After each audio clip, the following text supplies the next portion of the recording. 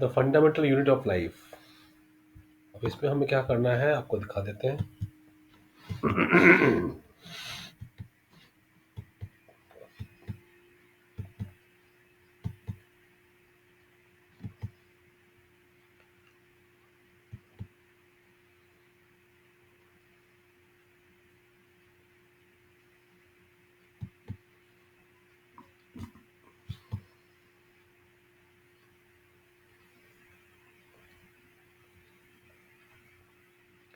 अब हम इस पे करेंगे साइटोप्लाज्म। अब साइटोप्लाज्म में एग्जाम में क्या लिखना है वो भी बता रहा हूँ, ध्यान से सुनो। अब इन्होंने कहा हुआ है कि हमने मुंह में चीक के अंदर के सेल्स को लिया, एक छोटे से वुडन स्पैचुला से, जिससे आइसक्रीम का होता है ना, लकड़ी, उसे लिया हमने। हल्का सा चीक के अंदर का ये थोड़ा सा सैंपल लिया और उसको हमने बड़ा एनलार्ज किया। ठीक है। And we can see a large region of each cell enclosed by cell membrane. तो सेल मेम्ब्रेन दिखेगा हमें मोटा सा। ठीक है। और वो क्या होगा, वो ज़्यादा स्ट्रेन नहीं लेगा, वो स्ट्रेन नहीं लेगा, वो एकदम हल्का हल्का दिखेगा। तो जो बड़ा रीजन है, जो भरा हुआ है अंदर का, जो अंदर जो पूरा लिक्विड है, जो लिक्विड जैसा चीज़ है, जो सब कुछ कंटेंट है सेल का, एक गोल बॉल की तरह होता है ना। अंदर जो भी कंटेंट है उसे कहते हैं साइटोप्लाज्म। साइटो मतलब सेल, प्लाज्मा प्लाज्मा मतलब लिक्विड, लेकिन प्लाज्मा का मतलब एक और होता है कि लिक्विड और गैस जो दोनों ना हो, लेकिन यहाँ हम लिक्विड मान सकते हैं। तो सेल में जो भी कंटेंट है, जिसके अंदर जिसके ऑर्गेनल्स है, ऑर्गेनल्स को छोड़ के जो भी पानी पानी है वो है साइटोप्लाज्म। ओके। तो हम क्या बोलेंगे उसे, द साइटोप्लाज्म। एग्जाम में क्या लिखोगे, the cytoplasm is the fluid content inside the plasma membrane. Plasma membrane के अंदर जो भी फ्लूइड कंटेंट है वो साइटोप्लाज्म है। It contains many specialised cell organelles. सारे उसके अंदर ही है। Each organelle performs a special function. हो गया। Cell organelles are enclosed by membranes. हर एक का मेम्ब्रेन अलग अलग होता है ना। अब प्रोकैरियोट्स में, प्रोकैरियोट्स में जो पहले वाले का कैरियोट्स हैं, मतलब जो कैरियोट मतलब न्यूक्लियस, जिसमें डिफाइन नहीं होते थे, absence of defined nuclear region, दो मेम्ब्रेन बोर्न सेल ऑर्गेनल्स भी एब्सेंट होते हैं। उनमें ऑर्गेनल्स में मेम्ब्रेन नहीं होता है। यूकैरियोट्स में nucleus has membrane and the organelles have membrane. Nucleus has nuclear membrane, organelles are membrane enclosed. ऐसा आप लिख सकते हो। तो first sentence, cytoplasm is the fluid content inside the plasma membrane. Okay.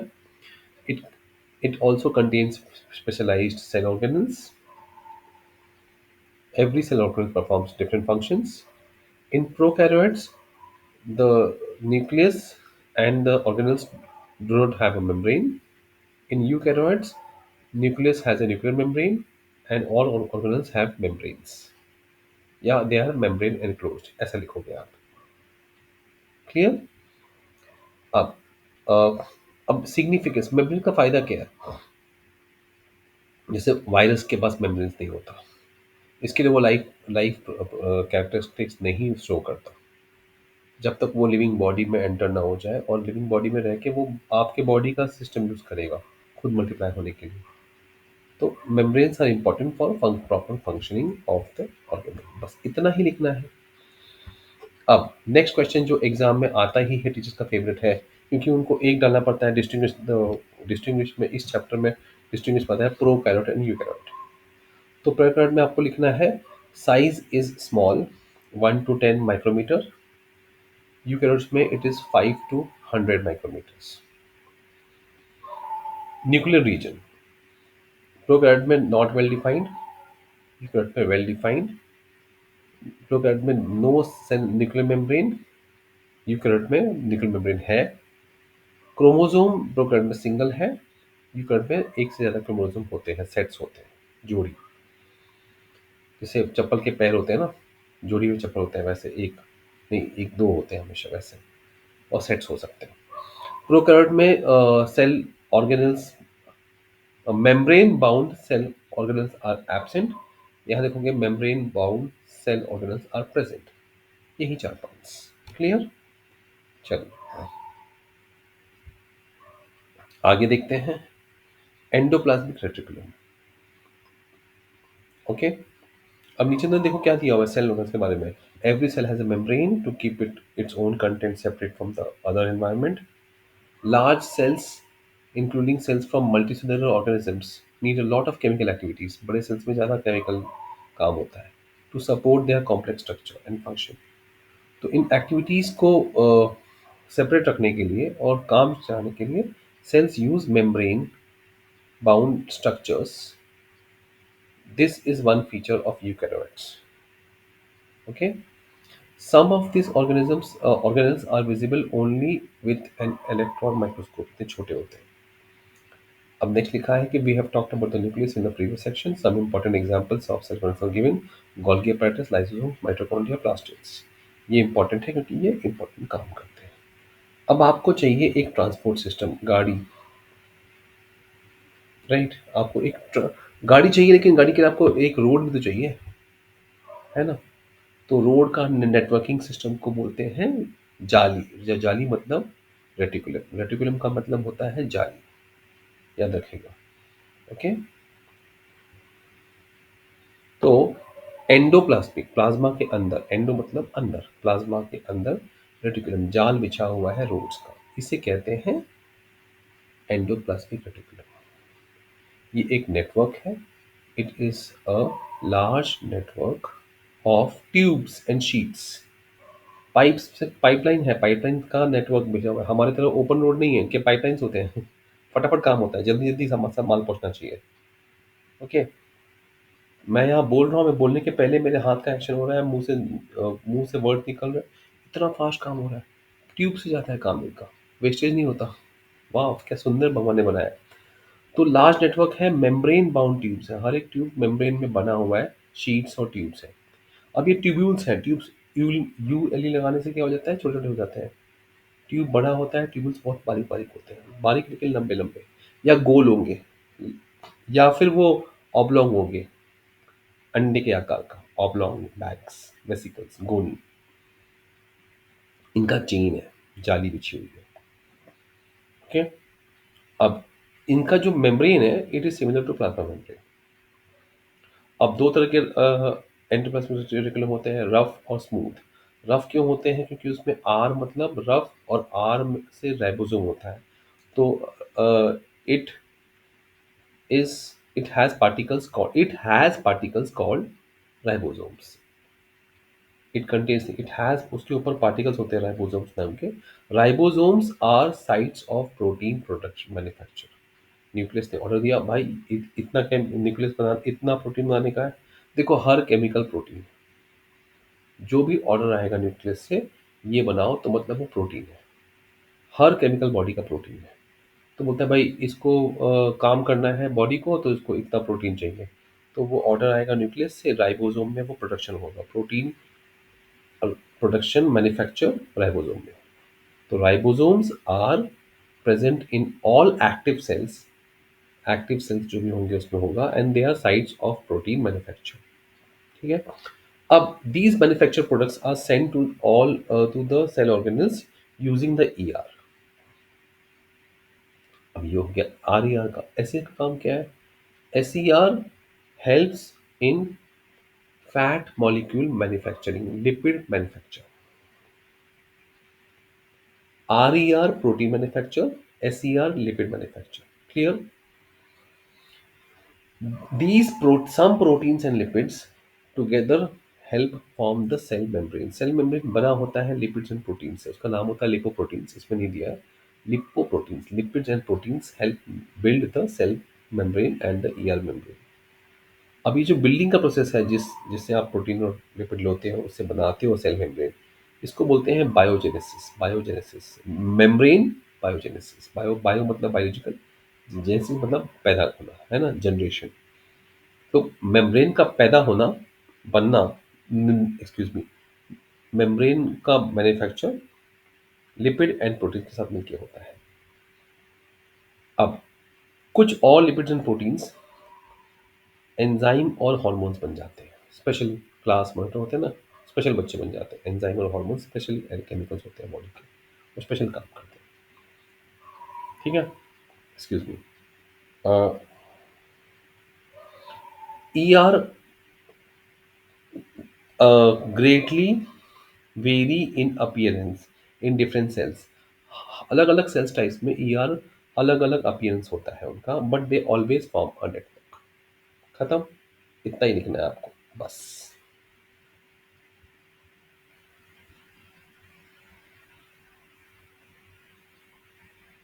चलिए अब देखते हैं इसका स्ट्रक्चर।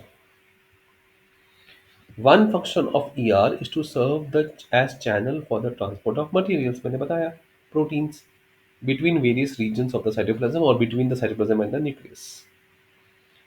एक और फंक्शन है ER का, it functions as a cytoplasmic framework providing a surface for chemical reactions। तो आप डायग्राम में देखो, ER बनाया हुआ है, राइट, है ना। लेकिन वो ER एक की जगह RER दिखा हुआ है, rough endoplasmic reticulum, smooth endoplasmic reticulum, वो एक ही जगह दिखा है, हालांकि वो पूरे सेल में फैला हुआ है, जाल फैला हुआ है।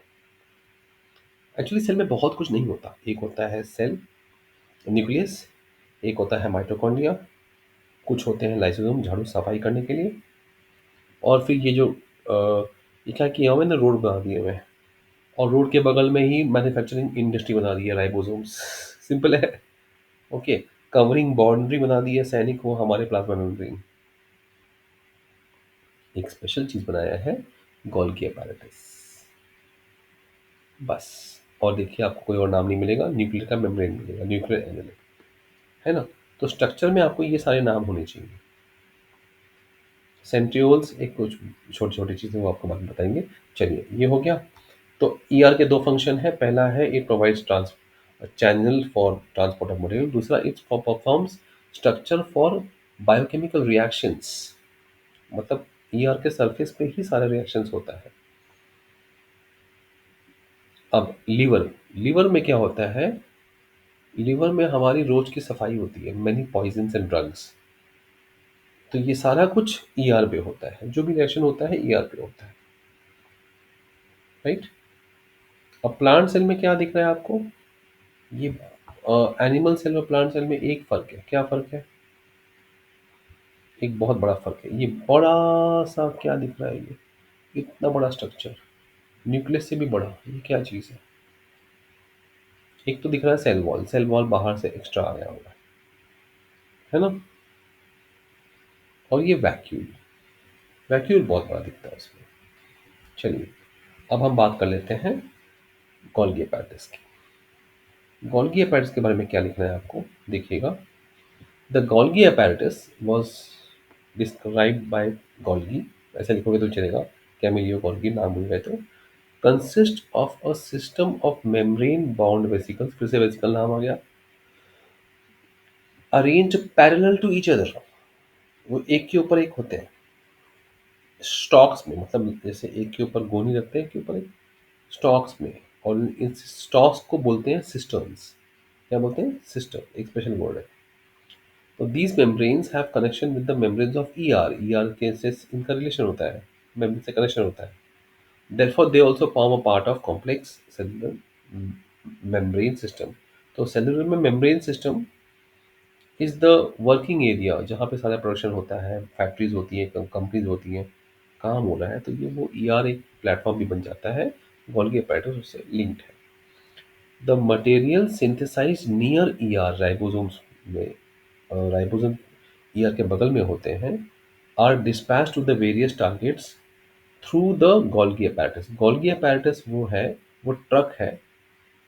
ओके, आप ट्रक ही मान लो, लिखना मत, लेकिन the protein synthesized are dispatched throughout the cell using or by or through the Golgi apparatus। मतलब ये ट्रक है, इसमें भर के जा रहा है। Okay. Its functions include the storage, store करना, modification and packaging of products. तीन काम करता है, स्टोर करता है, मॉडिफाई चेंज करता है, और पैकिंग करता है जैसी आवश्यकता। कभी कभी ये कॉम्प्लेक्स शुगर बना देता है, सिंपल शुगर से पैकिंग करना इजी पड़ता है उसको। ठीक है। और एक काम करता है गोल्गी apparatus, वो है लाइसोसोम बनाना। लाइसोसोम मतलब जो तोड़ने वाला काम करता है। लाइसिस मतलब तोड़ना, जो सोम मतलब बॉडी। तो जो बॉडी तोड़ने का काम करती है, साफ सफाई, कचरा झाड़ू साफ करना, है ना, उस उसका काम है लाइसोसोम्स। आ गए हम लाइसोसोम्स पे। Last structure, structurally lysosomes are membrane bound sacs filled with digestive enzymes. Lysosomes क्या है, वो भी मेम्ब्रेन बाउंड है। हर जगह मेम्ब्रेन बाउंड आ रहा है, देखो आप गोल्गी apparatus में थर्ड लाइन पढ़ो, मेम्ब्रेन बाउंड। यहाँ भी मेम्ब्रेन बाउंड है, ये सब मेम्ब्रेन से कवर्ड है। सैक्स है, यहाँ भी लिखा है वेसिकल फ्लैटन सैक्स, यहाँ लिखा है लाइसोसोम्स में सैक्स। Lysosomes are Golgi apparatus are a system of membrane-bound sacs. Lysosomes are membrane-bound sacs filled with digestive enzyme. Digestion करने के काम आता है। ओके, और एंजाइम कौन बनाएगा? सारा कुछ बनाने वाला आर ही आर है, बिकॉज राइबोसोम है। These enzymes are made by ROR. Lysosomes are waste disposal system। जैसे कचरे वाला डिब्बा आता है आपके घर पे, तो कचरे की गाड़ी आती है, वैसे waste disposal system of the cell.